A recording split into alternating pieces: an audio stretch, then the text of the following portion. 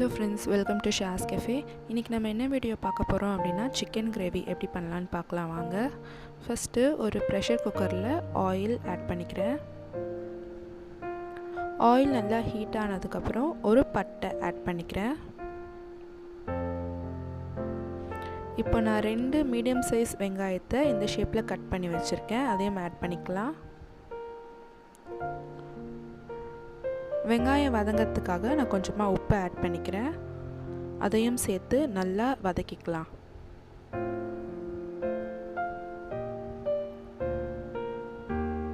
இப்போ வெங்காயம் வந்து நல்லா வதங்கிடுச்சு. இப்போது இஞ்சி பூண்டு பேஸ்ட் ஆட் பண்ணிக்கலாம். நான் 2 டீஸ்பூன் அளவுக்கு இஞ்சி பூண்டு பேஸ்ட் ஆட் பண்ணிக்கிறேன். இஞ்சி பூண்டு பேஸ்ட்டோட பச்சை வாசனை போகிற வரைக்கும் நல்லா வதக்கிக்கலாம். 3 மீடியம் சைஸ் தக்காளியை ஆட் பண்ணிக்கிறேன். இப்போ தக்காளி வெங்காயம் ரெண்டுமே வந்து நல்லா வதங்கட்டும்.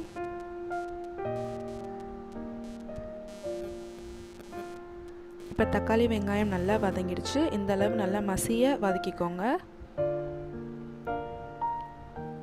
நான் 1/2 கிலோ சிக்கன் எடுத்திருக்கேன். அந்த 1/2 கிலோ சிக்கனையும் இதில் ஆட் பண்ணிக்கலாம். சிக்கனோட கலர் சேஞ்ச் ஆகிற வரைக்கும் நல்லா வதக்கிக்கோங்க.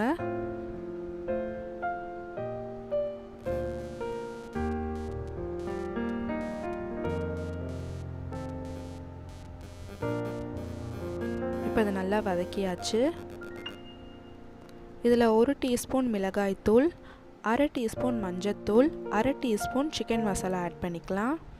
எல்லாத்தையும் ஆட் பண்ணி நல்லா மிக்ஸ் பண்ணிக்கலாம்.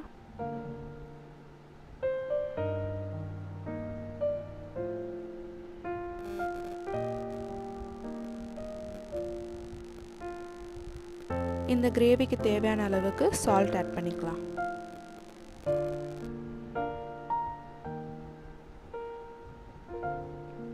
இப்போ இந்த கிரேவிக்கு தேவையான அளவு தண்ணி ஆட் பண்ணிக்கலாம். தண்ணி ஆட் பண்ணி நல்லா மிக்ஸ் பண்ணிக்கலாம்.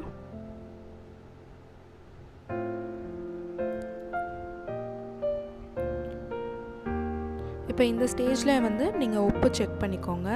இப்போ இது நல்லா கொதிச்சு வந்துருச்சு.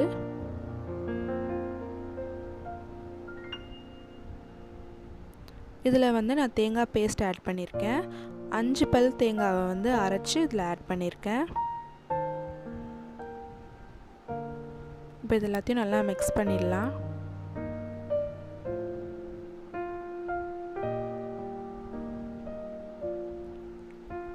இப்போ இதை நல்லா மிக்ஸ் பண்ணியாச்சு.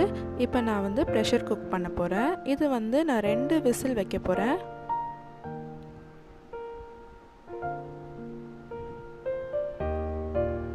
ஒரு விசில் ஹை ஃப்ளேமில் வச்சுக்கோங்க. அப்புறம் நீங்கள் மீடியம் ஃப்ளேமில் வச்சு ஒரு விசில் வரட்டும்.